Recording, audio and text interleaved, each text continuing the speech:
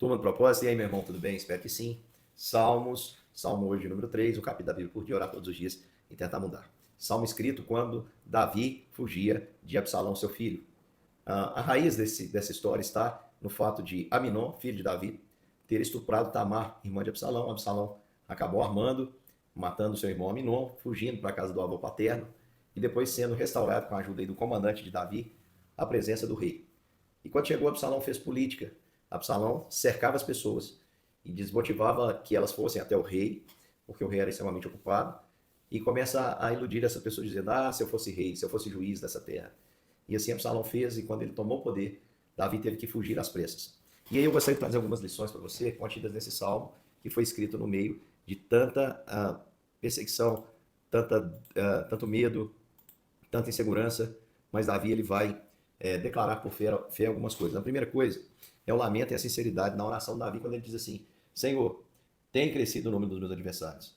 São numerosos os que se levantam contra mim. Ele está dizendo: olha, até meu filho, é uma situação difícil.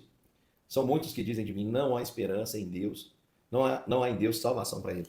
Por que as pessoas diziam isso? Porque Absalão havia roubado o coração daqueles homens, daquele povo. E eles, por isso, menosprezaram Davi.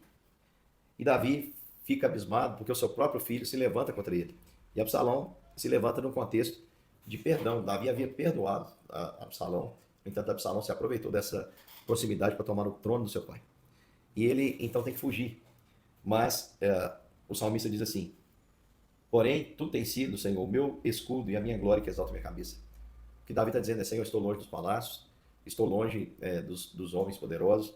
Senhor, eu não tenho segurança física, mas o Senhor é o meu escudo. Olha a declaração. E ainda continua dizendo assim: é a glória que exalta a minha cabeça. Davi está dizendo: eu não tenho a coroa, eu não estou no palácio, eu não estou no contexto de honra, mas a glória do Senhor é que me coroa, é que me exalta.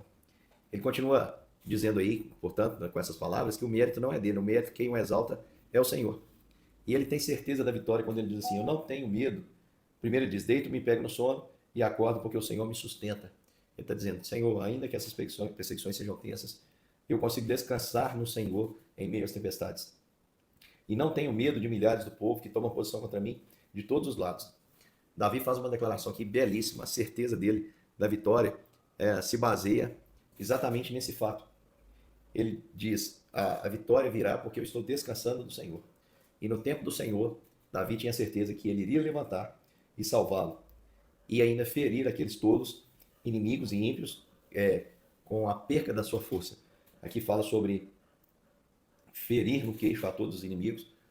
A ferida no queixo, a pancada no queixo é algo que desmaia, que faz o indivíduo ficar desacordado, perder as forças. É por isso que o texto aqui, ele diz isso, que o Senhor quebra o queixo dos inimigos e aos ímpios.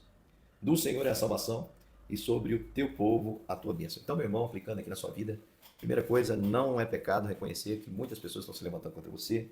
Você não pode se entregar ao vitimismo, pelo contrário, você deve agradecer a Deus pelas provações.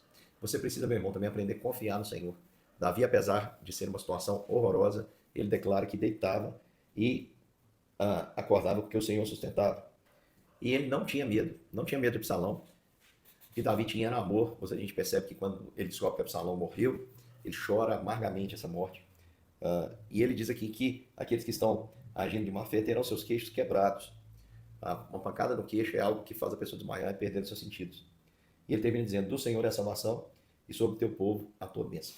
Então, irmãos, nós aprendemos aqui com este salmo tudo isso. Os inimigos se multiplicam, eu preciso aprender a descansar no Senhor e ter a certeza que o Senhor me fará justiça, exaltando os que se humilham e dependendo dele, e também humilhando aqueles que menosprezam esses pequeninos que creem.